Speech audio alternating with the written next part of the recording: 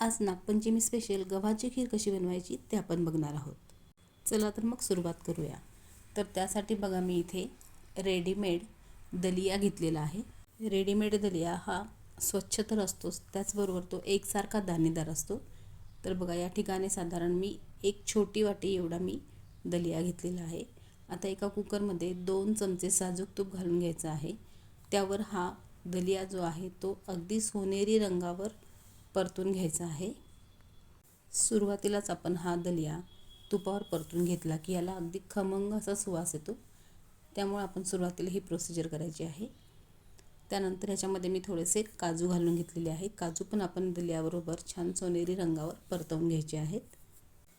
बरीच लोक काय करतात तर ही न परतवता डायरेक्ट शिजवून घेतात कुकरमध्ये आणि नंतर त्याची खीर करतात. तर तेही छान होते अर्थात, पण परतल्यामुळे जो खमंग सुवास येतो ना तो खरोखर खूप छान लागतो.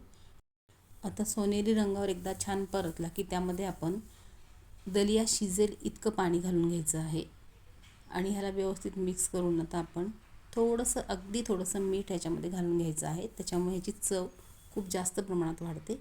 इथे दलिया शिजण्यासाठी मी कुकरच्या 3 शिट्ट्या करून घेतलेल्या आहेत आणि तुम्ही बघू शकता किती मऊसूत असा आपला दलिया शिजलेला आहे. आता एकदा दलिया छान शिजला की लगेचच आपण त्याच्यामध्ये आपल्याला हव्या त्या कन्सिस्टन्सीसाठी दूध घालून घ्यायचं आहे. इथे मी दुधाबरोबर दुधाची साय पण याच्यामध्ये ॲड करून घेतलेली आहे आणि पुन्हा हे चमच्याने व्यवस्थित मिक्स करून घ्यायचं आहे. दूध आणि साखर घातल्यानंतर सुरुवातीला ही थोडीशी पातळ झाल्यासारखी वाटते, पण ती पुन्हा आळली जाते. बघा आता ह्याच्यामध्ये आपण जो दलिया घेतलेला आहे साधारण अर्धी वाटी दलिया होता आणि त्याच्यामध्ये अर्धा लिटर दूध घातलेलं आहे. तेवढ्यासाठी मी इथे एक मीडियम साईजची वाटी साखर घातलेली आहे. आता हे पुन्हा गॅसवर ठेवून घेऊया आणि ह्याला छान साखर आणि दूध हे व्यवस्थित त्याच्यामध्ये एकजीव होण्यासाठी चांगलं खळखळ उकळून घ्यायचं आहे.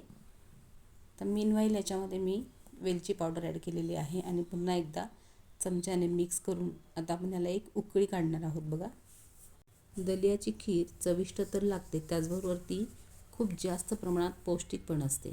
आता बघा इथे मी दुधामध्ये काही केशराच्या काड्या घालून ठेवलेल्या होत्या.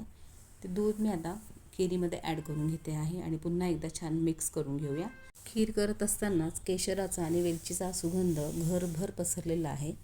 तर बघा आपली दलियाची अतिशय पौष्टिक आणि अतिशय टेस्टी अशी खीर तयार आहे. चला तर मग आता याला सर्व करूया. बघा किती छान दाटसरपणा पण आलेला आहे.